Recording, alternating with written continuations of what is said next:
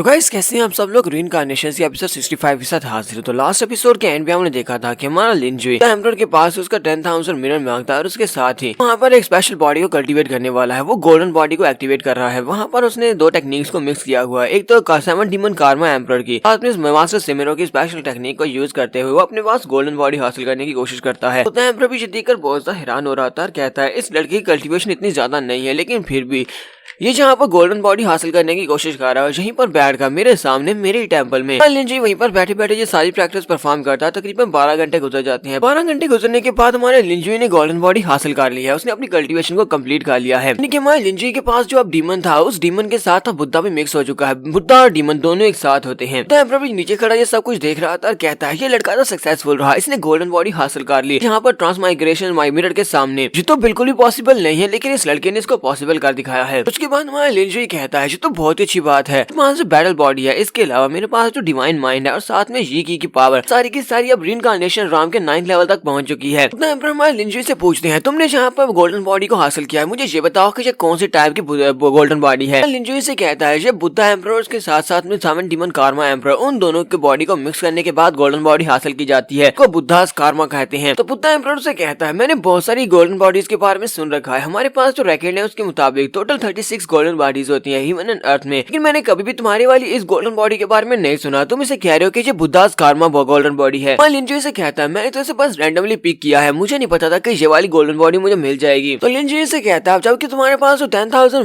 Buddha mirror था अब वो मेरे पास है और वो मुझे मिल चुका है, तो मुझे यहाँ से जाना होगा क्योंकि मैं ज्यादा देर यहाँ पर रुक नहीं सकता। लेकिन तुम्हें ज्यादा परेशान होने की जरूरत नहीं है, मैंने तुमसे वादा किया है, मैं इस वादे को पूरा करूंगा, मैं अपने डील से पीछे नहीं हटने वाला। लिंजुई के पास से 10,000 बुद्धा मिरर को लेकर वहाँ से चला जाता है, जबकि बुद्धा एम्परर वहीं पर खड़ा खड़ा सोच रहा होता है। मुझे लगता है कि 3 किंग्स के एरा बहुत ही जल्दी खत्म होने वाला है, अब नई जनरेशन आ रही है जो कि नए एम्परर्स बनेंगे। लिंजुई वहीं पर अभी बुद्धिस्ट टेंपल में रात गुजारने वाला है, तो वो टेंपल के डोम्स की तरफ जाता है। वहाँ पर जाता है तो वहाँ पर कोई भी नहीं होता। लिंजुई दरवाजे के बाहर जाता है, वहाँ पर अंदर से आवाज आती है कौन है वहाँ पर, क्या कोई है यहाँ पर। जैसे दरवाजे के करीब पहुंचता है उसके ऊपर अटैक होता है, कोई नीडल के साथ उसके ऊपर अटैक करता है। लिंजुई उस नीडल को बाहर निकालता है और उनसे कहता है क्या तुम अपने हस्बैंड के साथ इस तरह ट्रीट करती हो? थोड़ी देर पहले तो तुम लोग कह रही थी कि मैं तुम्हारा हस्बैंड हूँ, तब तुम यहाँ पर अपने हस्बैंड को मारने के लिए उसके ऊपर अटैक कर रही हो। तो जीतर गॉडेस बाहर निकलती है और कहती है सिस्टर्स तुम्हें डरने की जरूरत नहीं है, ये तो मास्टर लिन है, मास्टर लिन वापस आ गए हैं। भागती हुई लिंजुई के पास आती है और से कहती है मास्टर लिन कहीं बुद्धा एम्परर ने आपके साथ कुछ बुरा तो नहीं किया? हमारा लिंजुई से कहता है बुद्धा एम्परर मेरे साथ क्या ही बुरा कर सकता है, उसे मेरे साथ बुरा क्यों करेगा। साथ ही बाकी की लड़कियां बाहर निकल आती है और उसे कहती है तो हमारे सीन किंग ने तो यहाँ पर फिर से ब्रेक थ्रू हासिल किया है, अब ये रीइंकार्नेशन राम के 9th लेवल तक पहुंच चुके हैं। लड़कियां फिर से हमारे लिंजुई की वहाँ पर तारीफें कर रही होती है, काफी ज्यादा खुश हो रही होती है। पेंटिंग वाली गाड़ी जल्दी से आगे बढ़ती है, हमारे लिंजुई के साथ ही चिपक जाती है और उसे कहती है मास्टर लिन आप रास्ते की स्टोरी मुझे बता सकते हैं, अगर हमने वहाँ पर कोई स्ट्रेंज इनकाउंटर किया हो तो मुझे बता सकते हैं। शांति उसे कहती है कहीं बुद्धा एम्परर ने आपको कोई इंस्ट्रक्शंस तो नहीं दी, बुद्धा एम्परर ने आपको कुछ कहा तो नहीं? लिंजुई से कहता है वो मुझे इंस्ट्रक्शंस कैसे दे सकता है। लिंजुई उनसे बातें करने के बाद लिंगशान की तरफ आगे बढ़ता है जो कि बुक गॉडेस है। वो उसे कहता है बुक गॉडेस तो मुझे काफी ज्यादा अच्छी नहीं दिखाई देती है कि तुम्हारी हालत ठीक नहीं है। बुक गॉडेस उसे कहती है आपको परेशान होने की जरूरत नहीं है, मैं बस थोड़ी सी अनकंफर्टेबल हूँ। मेरी बॉडी के अंदर अब जो ब्रेथ है वो सडनली बहुत ज्यादा अजीब हो गई है, यानी बहुत ज्यादा क्लियर हो गई है। पहले तो वो ब्लॉक हो चुकी थी मेरी उस गलत फॉर्मेशन की वजह से, बहुत ज्यादा साफ हो चुकी है, इसी वजह से मुझे यहाँ पर थोड़ी सी प्रॉब्लम हो रही है इसको मेंटेन करने में। लिंजुई जाता जाकर उसके सर के ऊपर 2 बार टैप करता है और उसे कहता है लिंजुई से कहता है रात काफी ज्यादा हो चुकी है, जाओ जाकर अपने रूम में जाकर रेस्ट करो। फिर साथ ही उससे पूछता है क्या यहाँ पर मेरे के लिए किसी रूम का बंदोबस्त किया गया है, मेरा रूम कहाँ पर है? वो उसे कहती है हाँ आपके लिए रूम का बंदोबस्त किया गया है, वो वेस्ट विंग में है, वहाँ पर आपके लिए एक सिंगल रूम बुक किया गया है, वहाँ पर जा सकते हैं। वहाँ पर खड़ी खड़ी बहुत ज्यादा शर्मा रही होती है क्योंकि वो हमारे लिंजुई का गलत मतलब ले रही होती है। नेक्स्ट सीन में लिंजुई के रूम का दिखाया जाता है। लिंजुई अपने रूम में जाता है, अपने बिस्तर के ऊपर लेट जाता है और कहता है मैंने गोल्डन बॉडी तो हासिल कर ली है, इसी गोल्डन बॉडी जो कि डिमोनिक 7 कार्मा डीमन एम्पर के डिमोनिक की के साथ और साथ में बुद्धा एम्परर की एनर्जी के साथ मिक्स करके बनाई गई है, लेकिन अभी भी जो मेरी बॉडी के अंदर बहुत ज्यादा रैम्पेंट है, इसे मैं काफी मुश्किल के साथ संभाल पा रहा हूँ। उसी वक्त दरवाजा खुलता है, दरवाजा खुलने के बाद बुक गॉडेस अंदर आती है, साथ ही वो बहुत ज्यादा शर्मा भी रही होती है। उसे कहती है माय लॉर्ड मैं अंदर आ रही हूँ। उठकर बैठ जाता है और उसे कहता है लिंगशान तुम यहाँ पर क्या कर रही हो इतनी रात के वक्त, तुम मुझसे क्या पूछने के लिए आई हो? उसे कहती है मास्टर प्लीज अपनी आवाज को शांत रखें, कहीं मेरी सिस्टर्स को पता न चल जाए कि मैं यहाँ पर हूँ। फिर साथ ही वो कहती है मास्टर आपने तो मुझे यहाँ पर रात के वक्त आने को कहा था, आपने तो कहा था इसलिए मैं यहाँ पर आई हूँ। लिंजुई से कहता है क्या मैंने यहाँ पर तुम्हें आने का कहा था, लेकिन मैंने तो तुम्हें आने का नहीं कहा। वो उसे कहती है आज जब वापस आए थे आपने मेरे सर के ऊपर 2 बार टैप किया था, साथ ही आपने मुझे कहा था कि अपने कमरे के अंदर जाकर रेस्ट करूँ। आपने मुझसे पूछा क्या मेरा कमरा कहाँ पर है, तो मतलब ये था कि आपने मेरे सर पे 2 बार टैप किया कि मतलब रात के 2 बजे मैं चुपचाप तुम्हारे कमरे में आ जाऊँ। नहीं चाहते थे कि बाकी की सिस्टर्स को पता चले, इसलिए तुमने डायरेक्टली वहाँ पर नहीं कहा कि रात के 2 बजे मैं तुम्हारे कमरे में आ जाऊँ। तुमने मेरे सर के ऊपर 2 बार टैप करके मुझे इशारा किया था, तो मैं समझ गई कि तुम यही चाहते हो कि मैं रात के वक्त तुम्हारे रूम में आऊं। लिंजी इसकी बातें सुनने के बाद सोच रहा था इसने यहाँ पर क्या समझ लिया, मैंने तो बस वैसे इसके सर के ऊपर टैप किया था, इसने बहुत ज्यादा गलत समझ लिया। मैं लिंजी वहीं पर बैठे बैठे सोच रहा होता है, मुझे याद आया यहाँ पर कुछ इस तरह का सीन भी है कि इशारे के साथ भी लोग बात को समझ जाते हैं। कि दूसरी तरफ लिंगशान वहाँ पर वो भी ज्यादा शर्मिंदा हो रही होती है और सोच रही थी कहीं मैंने यहाँ पर इसके बात को गलत तो नहीं समझ लिया, इसने वहाँ पर वैसे मेरे सर पे टाइप किया और मैं यहाँ पर इसके रूम में चली आई हूँ। हाँ, लिंजू से कहता है नहीं नहीं तुमने कुछ भी गलत नहीं समझा, चलो जल्दी से आ जाओ। इसे अपने बिस्तर के ऊपर बुला लेता है। आदि से कहता है ठीक है अपने कपड़े उतार दो। वो वहीं पर खड़ी खड़ी अपने कपड़े उतार देती है और उसके बाद बिस्तर के ऊपर आ जाती है। तो मां जुंजी उसके ऊपर चढ़ जाता है और उसे कहता है परेशान होने की जरूरत नहीं है, मुझे पता है कि पहली बार में बहुत ही प्यार से किया जाता है। लिंगशान उसे कहती है लेकिन आपको कैसे पता कि ये मेरा पहली बार है। तुम्हारा लिंजू से कहता है मुझे सिर्फ इतना नहीं बल्कि मुझे तुम्हारे बारे में और भी बहुत कुछ पता है। नेक्स्ट सीन सुबह के वक्त दिखाया जाता है। सुबह के वक्त तुम्हारा लिंजू अपनी शिप से बाहर निकलता है और चारों गॉड्सेस भी उसके साथ ही होती हैं। चलिए जितर गॉडेस उससे कहती है मास्टर कल रात मैंने एक बहुत ही अजीब सी आवाज सुनी थी, रात को तकरीबन 2 बजे के करीब। कि हमारे स्टैंड किंग ने भी वो आवाज सुनी होगी, क्या आपने वो आवाज सुनी थी? आपके बुक गार्डियंस दूर खड़ी बहुत ज्यादा शर्मिंदा हो रही होती है और चिल्लाकर उसे कहती है सिस्टर तुम ऐसा कैसे कह सकती हो, हमने कोई भी आवाज नहीं सुनी थी। हमारा लिंजन से कहता हम लोग इस बारे में बाद में बात करेंगे, फिलहाल जहाँ पर जियान क्लैन से कोई आ रहा है। क्लैन का एक मेंबर जिसका नाम अंकल चैंग होता है वो वहाँ पर आते हैं। वहाँ पर आने के बाद लिंजू से कहता है मास्टर लिन आप जहाँ पर हैं मैं हर जगह के ऊपर आपका ढूंढ कर आ चुका हूँ लेकिन आप मुझे कहीं पर भी नहीं मिले, तो आप फाइनली मुझे यहाँ पर मिल ही गए हैं। पास एक लेटर निकालता है और कहता है नाम एल्डर चैन है और मैं जियान क्लैन से यहाँ पर आपके लिए एक इन्विटेशन लेटर लेकर आया हूँ। इन्विटेशन लेटर के मुताबिक हमारे जियान क्लैन का नया पैट्रियार्च चुना जाएगा और नए पैट्रियार्च की जो ताजपोशी की सेरेमनी होगी उस पर आपको इनवाइट किया गया है। चाची ने आपको पर्सनली इनवाइट किया है तो आपको वहाँ पर आना पड़ेगा। जीतर गार्डेस से कहती है आप यहाँ पर किसकी बात कर रहे हैं, आपके पास तो पहले से एक पैट्रियार्च थे। तो वो उसे बताता है कि हमारे पास अब एक नई पैट्रियार्च आने वाली है। स्वॉर्ड फादर जो कि अभी कुछ ही वर्षा पहले ठीक हुए थे, उनके ठीक होने के बाद उन्होंने अपनी सारी जिंदगी का जितना काम था सारा अपनी पोती को संभाल दिया है। सारा अपनी पोती को देने के बाद गुजर गए। उनके गुजरने के बाद अब यहाँ पर नया पैट्रियार्च चुनने का वक्त आ चुका है और हमारे पास उनकी पोती है जियांची, वो यहाँ पर हमारी नई पैट्रियार्च बनने वाली है। वो हमारे लिंजी कहता है मुझे पता है कि हम लोग यहाँ पर जियांची की सेरेमनी में जाने वाले हैं क्योंकि जियांची इनकी नई पैट्रियार्च बनेगी। गार्डियंस उसे कहती है मास्टर ये सब कुछ तो आप पर डिपेंड करना है कि आप वहाँ पर जाना चाहते हैं या नहीं। तुम्हारे लिंजी कहता है क्यों नहीं, हम लोग वहाँ पर जरूर जाएंगे। लिंजी एल्डर चैन से कहता है एल्डर चैन मैं चाहता हूँ कि आप जल्दी से वापस चले जाए, जाकर जियांची को बता दें कि हम लोग पहुंच जाएंगे। ताना के लिंजी अपनी टीम के साथ वहाँ पर जरूर आएगा। एल्डर चैन उसे कहते हैं ठीक है सर आपका बहुत बहुत शुक्रिया, अब मैं जल्दी से वापस अपने जियान क्लैन में जाता हूँ, जाकर अपनी पैट्रियार्च को ये खुद न्यूज देता हूँ कि आप यहाँ पर आने के लिए आपने वादा किया है। इसके बाद ये लोग अपनी शिप के ऊपर बैठते हैं और वहाँ से आगे की तरफ बढ़ना स्टार्ट करते हैं। तो लिंजी डेक के ऊपर खड़ा होता है। जीतर गार्डियंस के पास आती है और उसे कहती है मिस्टर लिंजी आपने एल्डर चैन को वहाँ से पहले वापस क्यों भेज दिया, आप उन्हें हमारे साथ भी तो शिप के ऊपर आने दे सकते थे क्योंकि हम लोग भी तो स्वर्ग क्लैन की तरफ ही जा रहे हैं, आपने उन्हें शिप के ऊपर क्यों नहीं आने दिया। तुम्हारा जुंजी से कहता है मैं उसे शिप के ऊपर कैसे आने दे सकता हूँ, तुम्हें पता नहीं है कि हमारी शिप के ऊपर नैनगोंग ली है। नैनगोंग ली को हमने यहाँ पर बांध कर रखा हुआ है और वो मंकी की कैद में है। यहाँ पर देख लेता है तो काफी मसला हो जाता है। वो मंकी से कहता है मंकी उसे ले आओ, तो मंकी उसे वहाँ पर ले आता है, डेक के ऊपर आकर फेंकता है। चिल्ला चिल्ला कर कह रहा होता है प्लीज मुझे मत मारना, मुझे जान से मत मारो। लिंजी उसके पास आता है और उसे कहता है क्या लगता है कि मैं इतनी आसानी के साथ तुम्हें छोड़ दूंगा, अगर तुम जिंदा रहना चाहते हो तो चलो जल्दी से इस कागज के ऊपर वही लिखो मैं जो तुमसे लिखवाना चाहता हूँ। तो वो उसके पास से कागज ले लेता है और कागज के ऊपर वो सब कुछ लिखता है जो हमारे लिंजी के पास से लिखवाता है। इसके ऊपर वो लिखवाता है कि इसने लड़के ने हमसे 10 बिलियन उधार लिए हैं, साथ ही उसके ऊपर अपने सिग्नेचर भी कर देता है। लिंजी कहता है ये तो बहुत ही अच्छी बात है कि तुमने इसके ऊपर साइन कर दिया है, अब इसके ऊपर मुझे एक लास्ट चीज ऐड करनी है। लिंजी वहाँ पर अपनी एनर्जी को रिलीज करते हुए उसके ऊपर एक लास्ट चीज जो ऐड करता है वो इस कागज के साथ साथ दिल के ऊपर एक सील लगा देता है, यानी कि अगर वो कागज के ऊपर लिखी हुई बात को पूरा नहीं करता तो वो उसके हार्ट को रप्चर कर देगा जिसकी वजह से उसकी मौत हो जाएगी। लिंजी से कहता है अब तुम यहाँ पर जिंदा रहते हो या फिर मरते हो जो तुम्हारे पर डिपेंड करता है कि इस कागज के ऊपर सील लगी हुई है। तुम्हारे फादर के आने के बाद अगर तुमने यहाँ पर बताया कि तुमने इस कागज को जानबूझकर नहीं लिखा बल्कि तुमसे जबरदस्ती लिखवाया गया है तो फिर मैं इस सील को डीएक्टिवेट कर दूंगा और तुम मर जाओगे। ये लोग जैसे अभी रास्ते में पहुंचते हैं उसी वक्त नैनगोंग क्लैन की शिप वहाँ पर पहुंच जाती है और नैनगोंग जैन यानी कि जो कि इसके फादर होते हैं नैनगोंग ली के, वो उसके ऊपर खड़े होते हैं। उसे कहते हैं यहीं पर रुक जाओ। सभी लोग कहते हैं ये तो नैनगोंग क्लैन के लोग हैं। तो वहाँ लिंजी कहता है ये लोग परफेक्ट टाइम के ऊपर आए हैं, उन्हें आने दो। तो नैनगोंग जैन अपनी शिप के ऊपर खड़ा होता है और उनसे कहता है तो तुम 4 गॉड्सेस मेरे बेटे को किडनैप करके यहाँ से लेकर जाना चाहती हो, क्या तुम्हें लगता है कि तुम लोग ऐसे यहाँ से चली जाओगी, तुम लोग मेरे बेटे को लेकर नहीं जा सकते। फिर साथ ही वो सभी लोग जंप करते हुए इनकी शिप के ऊपर आ जाते हैं। यहाँ पर आने के बाद वो सबसे पहले वहाँ लिंजी से पूछते हैं क्या तुम ही वो लिंजी हो जिसके बारे में हमने काफी कुछ सुन रखा है। लिंजी से कहता है हाँ मेरा ही नाम लिंजी है और क्या तुम इस बेवकूफ के बाप हो। तो मास्टर नैनगोंग जैन से कहते हैं लड़के तुम तो वाकई में बहुत सा एरोगेंट हो, जैसा कि तुम्हारे बारे में बाकी के सभी लोग बता रहे थे बिल्कुल वैसा ही हो। तो नैनगोंग जैन हमारे लिंजी से कहते हैं मुझे पता है कि इस वक्त जियान क्लैन तुम्हारी बैक स्पोर्ट में और साथ में मेडिसन क्लैन और साथ में विंड एंड मून क्लैन भी तुम्हारी बैक स्पोर्ट में है,